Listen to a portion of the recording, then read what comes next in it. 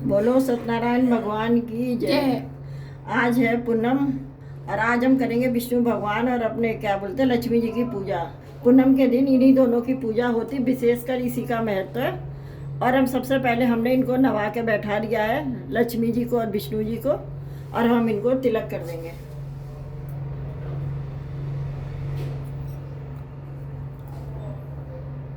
साथ में भी तिलक लगा लेंगे।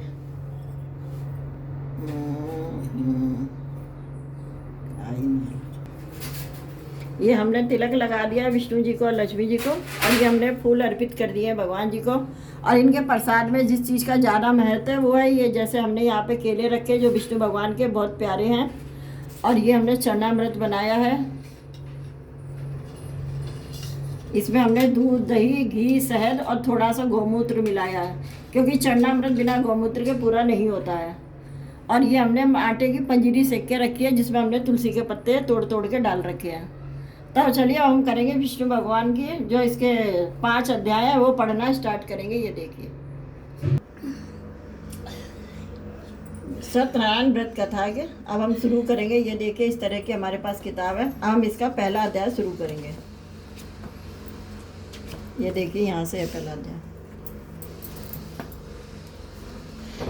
एक समय नैमिषारण्य तीर्थ में शौनकादि 88,000 ऋषियों ने सूत जी से पूछा कि हे प्रभु, इस कलयुग में वेद विद्या रहित मनुष्यों को प्रभु भक्ति किस प्रकार मिलेगी तथा इनका उद्धार कैसे होगा। इसलिए हे श्रेष्ठ मुनियों, कोई ऐसा तब कहिए जिससे थोड़े समय पुण्य प्राप्त हो तथा मनवांछित फल मिले। वह कथा हमारी सुनने की इच्छा है।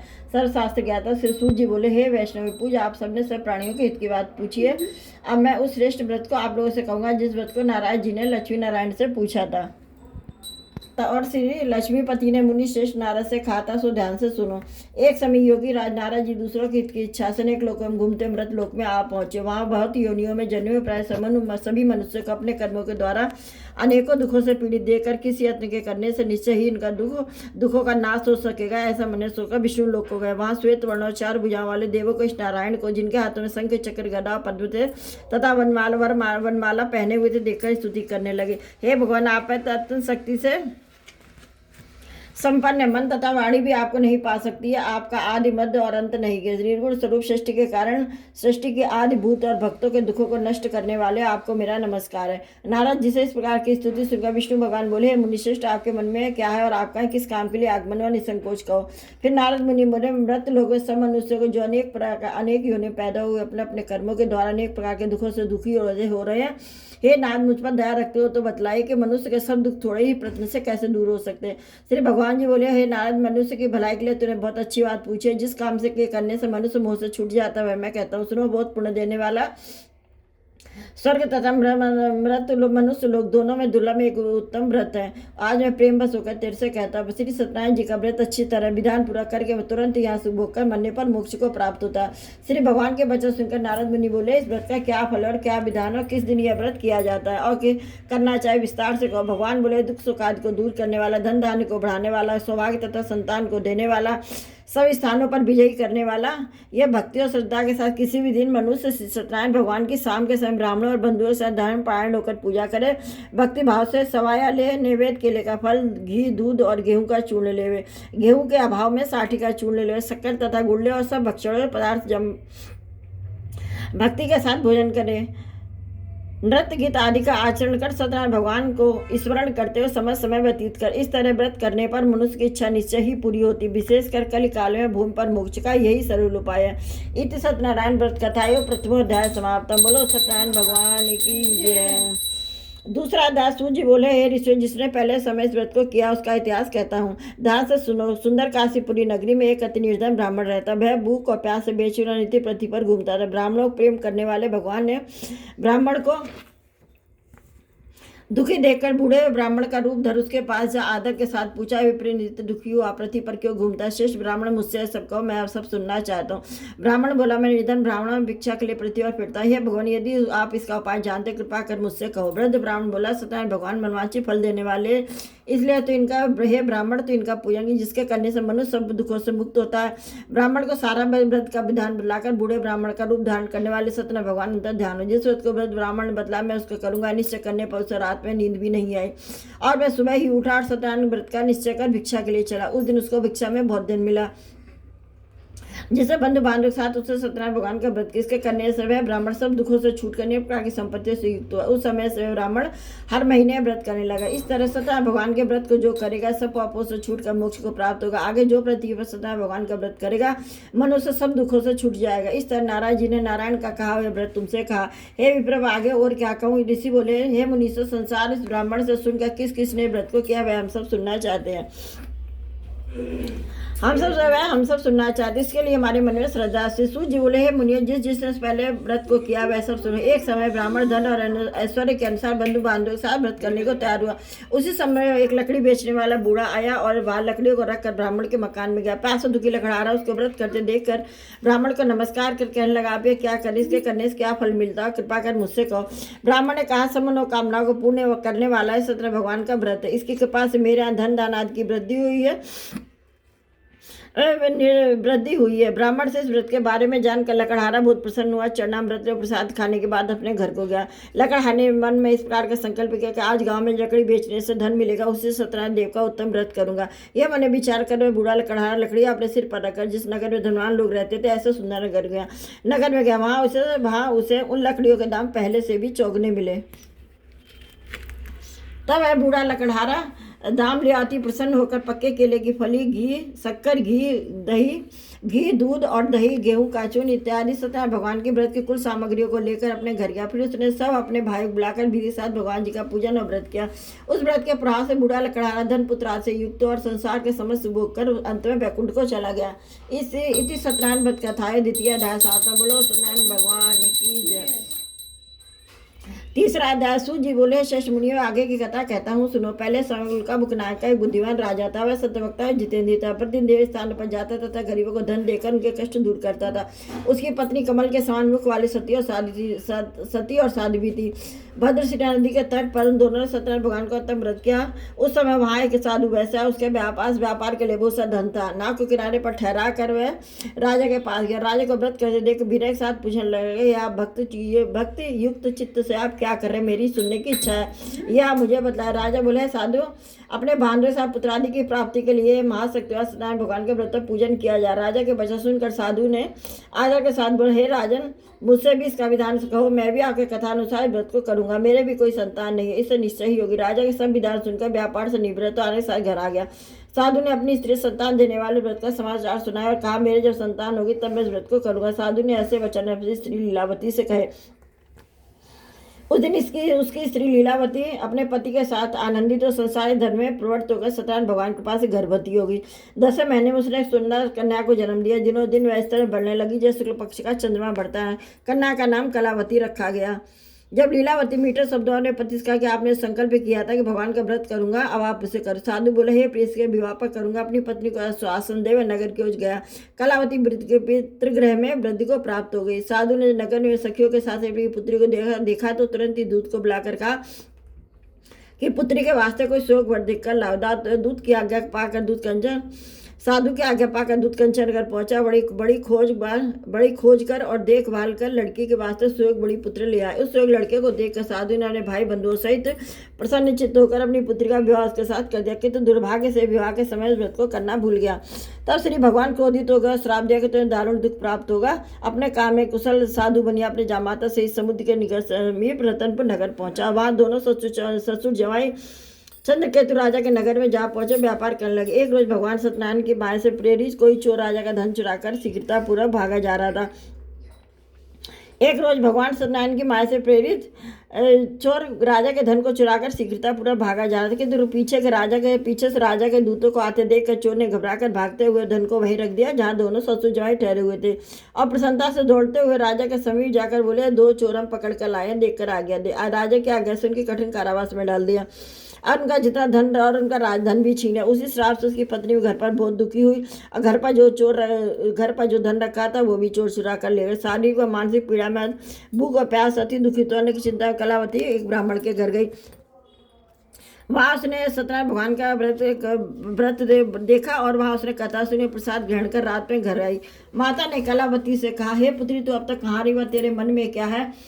कलावती बोली, हे माता, मैंने एक ब्राह्मण के घर सत्यनारायण भगवान का व्रत देखा है। कन्या के वचन सुनकर लीलावती भगवान के पूजन की तैयारी करने लगी। लीलावती ने परिवार और बंधुओं सहित भगवान का पूजन किया और वह वर मांगा कि पति और दामाद शीघ्र घर आ जावे और प्रार्थना की, हम सबका अपराध क्षमा करो। सत्यनारायण भगवान इस व्रत से संतुष्ट हो गए।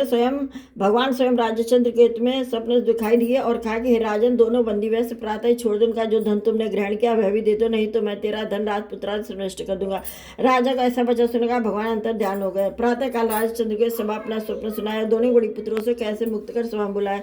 दोनों ने आते ही राजा को नमस्कार किया, मीठे वचनों से बोला, है मान भाव भाभी वैसे ऐसा कठिन दुख प्राप्त हुआ, अब कोई भय नहीं। यह कहकर उनका नया नया वस्त्राभूषण पहनाए और जितना धन लिया था उसे दूना धन दिलाकर साथ विदा कर दिया। दोनों वैसे अपने घर को चले गए।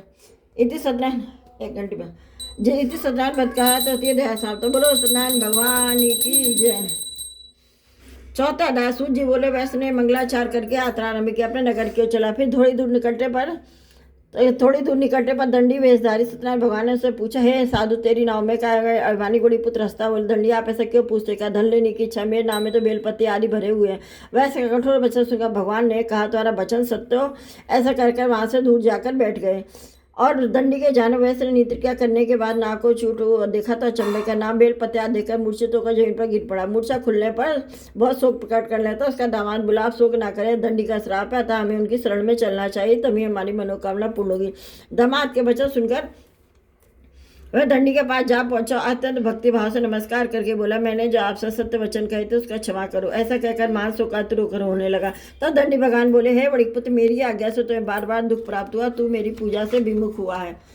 साधु बोला, है भगवान, आपकी माया से तो मोहित ब्रह्मा आदि भी आपको रूप नहीं जानते, तब मैं ज्ञानी कैसे जान सकता हूँ? आप प्रसन्न हुए, मैं सामर्थ्य के अनुसार आपकी पूजा करो, मेरी रक्षा करो और पहले के समान नौका में धन भर दो। उसे भक्ति युक्त वचन सुनकर भगवान प्रसन्न हो गए। उसकी इच्छा अनुसार भर देकर अंतर ध्यान रहता है। नाव में आकर देखा तो नाव धन से परिपूर्ण है। फिर वह सत्यदेव का पूजन कर साथियों सहित अपने नगर के चढ़ा। जब नगर के निकट पहुंचा तो दूत को घर भेजा। साधु ने उसके घर जा इसी को नमस्कार कर कहा कि इसकी सेठ जी अपने दामाद से नगर के समीप आ गए। सब वचन सुनकर सती ने बड़े हर्ष के साथ सत्यदेव का पूजन कर पुत्री इसका, मैं अपने पति के दर्शन को जाती हूँ, तो कार्य पूर्ण करके आ जाना।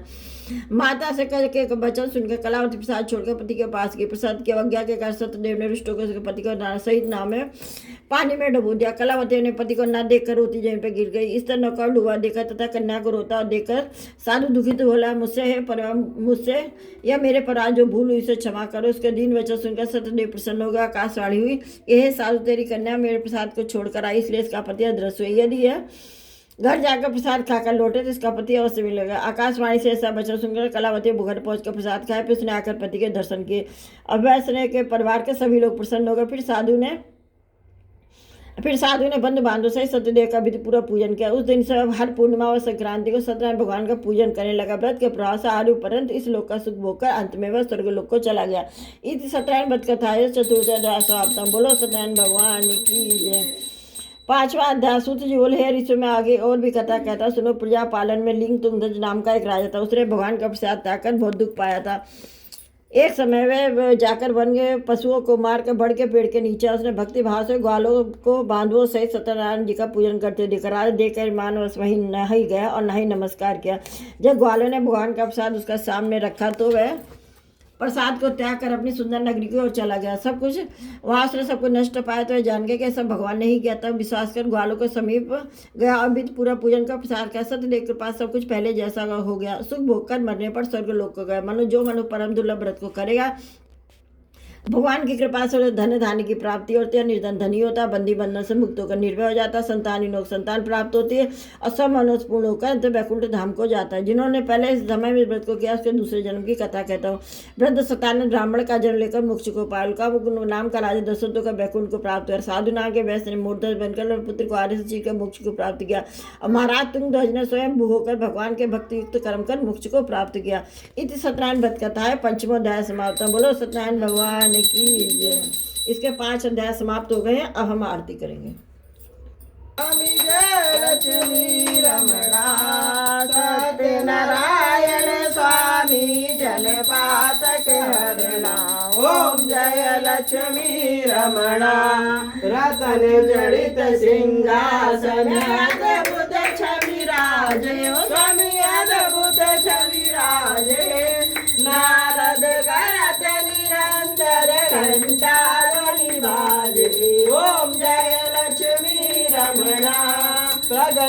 रहे कहीं कारण जिसको दर्श दियो स्वामी जिसको दर्श दियो बूढ़ो ब्राह्मण बन कर कंचन महल कियो ओम जय लक्ष्मी रमणा दुर्बल भी करा ले जिन्हें पर कृपा करियो स्वामी जिन्हें पर कृपा करी चंद्रचूड़ के राजा की विपति हरि ओम जय लक्ष्मी रमणा वैश मनोरथ पायो श्रद्धा तज दीनी स्वामी श्रद्धा तज दीनी तो भले भोग्यो प्रभु फिर स्तुति कीनी ओम जय लक्ष्मी रमणा भाव भक्ति के कारण छिन छिन रूप धर्यो स्वामी छिन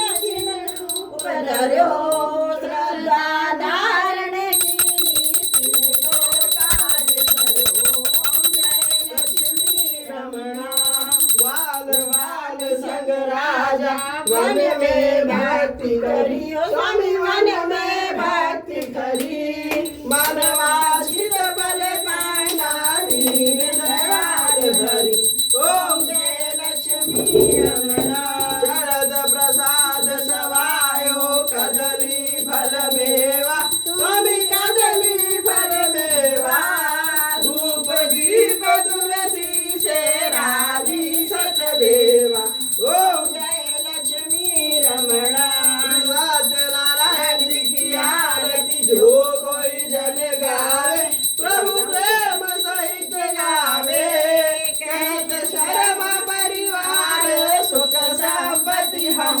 पावे ओम जय लक्ष्मी रमणा बोला सत्यनारायण भगवान की जय बोला लक्ष्मी नारायण भगवान की जय बोला शंभुनाथ की जय बोला आज के आनंद की जय